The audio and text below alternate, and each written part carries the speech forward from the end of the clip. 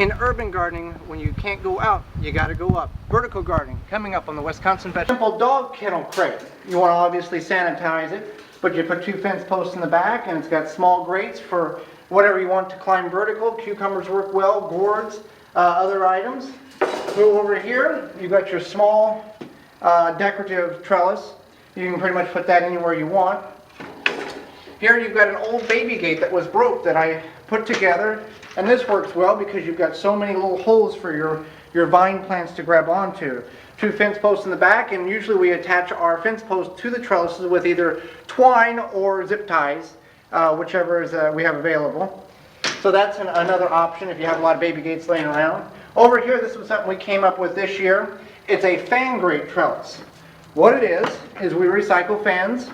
And we didn't want to throw the grate away, so with the box fans, you know, as you've seen, we use those as fencing, so we can use the round fan grates as a trellis. This works very well for pole beans. We didn't get an opportunity to use it for butternut squash or for spaghetti squash this year, but it is something that we're looking forward to seeing how it's going to work.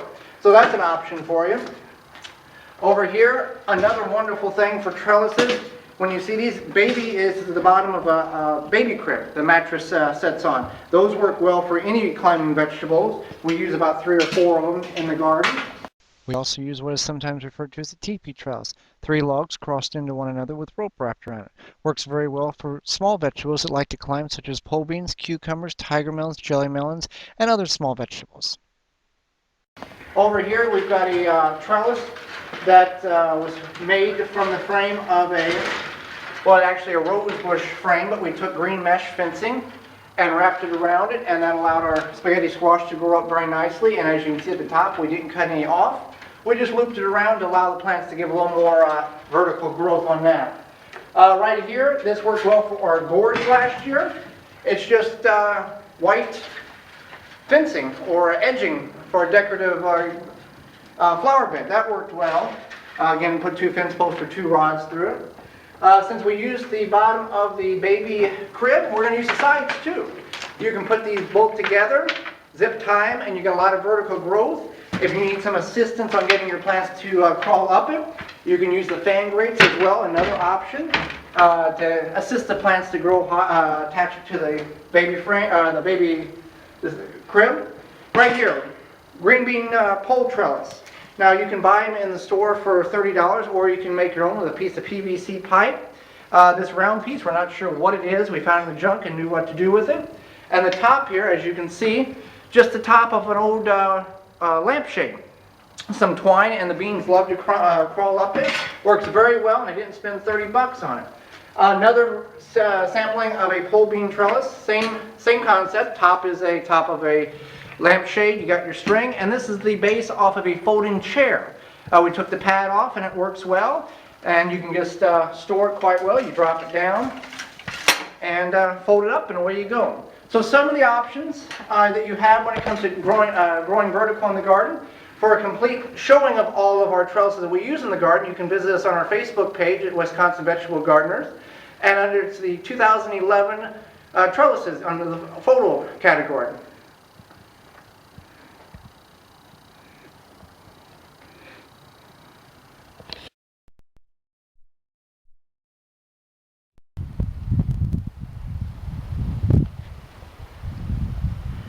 As the days get shorter, pumpkins get orange, and your scarecrow friends are saying that it's getting cold at night, it's time to start closing up the garden. So how do you do that? Well, come with me and I'll show you how we do it here at the garden. As we looked at the forecast for next week, it looks like we're going to get 1 more week of decent weather before it turns off really cold. And how we close the garden here is we've got some 8-ball zucchini over here. We've got some black zucchini here. Now these plants we're going to let grow until the frost hits, and that'll kill them. Also we've got some hard shell beans, and those will do also the same thing.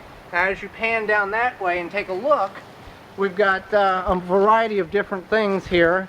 And basically we're just going to remove the tomato cages and let the frost take its toll on the plants. And then we'll bring in the lawnmower and mow it down and mulch it, or we'll just let it fall naturally. One of the things I've heard about prepping the garden for winter clothes is, do you pull the weeds out or do you let them be?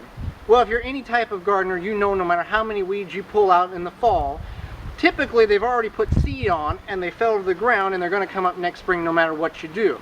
So I don't pull the weeds out, I just let them be because I'm going to be pulling the weeds out next spring. So it just quickens the closing of the garden in the fall. This is one of our nice kale plants we have in the garden. Now kale, interestingly enough, will sustain life in the garden up to 20 degrees Fahrenheit, which is a very hardy plant. For considered most plants will die off at 25 to 30 at the hardiest. If you look over my shoulder, there's Brussels sprouts back there, and they'll be ready in a couple weeks, and they can handle a light frost as well as the Swiss chard. If you look over towards our tomato area over here, that as soon as the frost hits, these will all go black and dead. So before the frost hits, we want to get in there and pick all the tomatoes, whether they're red or green, and we want to set them on the windowsill, and they'll naturally turn red, or in a paper bag also works very efficient as well. Well, after they die off, we'll take and remove the cages, and we will pull those up and put them on the curb for curbside pickup in this municipality. And it's just basically how much preparation do you want to, how much work do you want to do this fall versus how much work do you want to do next spring.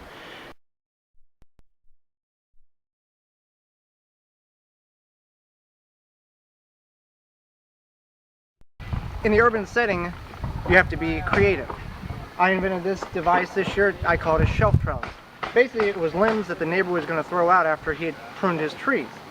The 4 poles are one log that was quartered out, and then the bracing is little limbs that we have screwed and wired to the poles with wire mesh as a shelf. The design of it is to get the pumpkins, watermelons, the large fruit that takes a lot of area to grow, somewhere to grow up, plant it, and allow its fruit to grow on the shelf. As you see here, it does seem to work. We do need to tweak it a little bit next year, but we do have a green pumpkin that's growing on it with great success. Don't worry about trying to buy something that costs a lot of money. Be inventive. Sit down with your family and your kids and help create something that maybe nobody else has ever seen before. This was inexpensive. It cost nothing. We found the screws and the wires that we attached it with, and we found the green mesh. Zero expense. We even found the fence post that we attached it to the ground with. Be creative.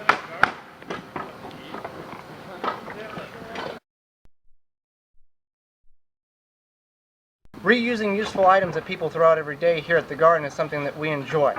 A simple jug that kitty litter comes in can be repurposed for a water container jug. We have 2 rain barrels here at the garden holding approximately 50 gallons apiece. But in the addition of 12 jugs that kitty litter came in, that's an additional 24 to 26 gallons on any given day. You have the 3-gallon one and the 2.5 to 2-gallon one. And it makes great transportation from the water barrel to the plants that you're watering. So over the winter, as you're preparing for next year's garden, keep in mind that things that you may be throwing out every day could be of practical use in the garden throughout the season.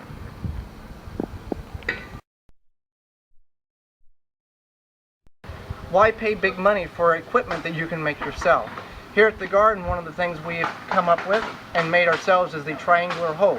Easy for making rows and getting around, weeding around plants, particularly that have shallow root bases. All we did was we found a hoe that was in the garbage, cut the blade to a triangular point with a hacksaw in a vise, and then took an old snow shovel and cut the handle off of it that was no longer functional, drilled a hole, and inserted the blade. Works great. Didn't have to pay 15 bucks at your local home or garden center.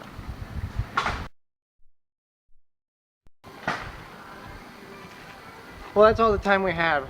Thanks for watching the show. We hope you enjoyed as much as we enjoyed bringing it to you. All the innovative ways that you can grow stuff vertical when you can't grow it out anymore in the urban setting. Or even if you have plenty of room, you can still grow it upwards.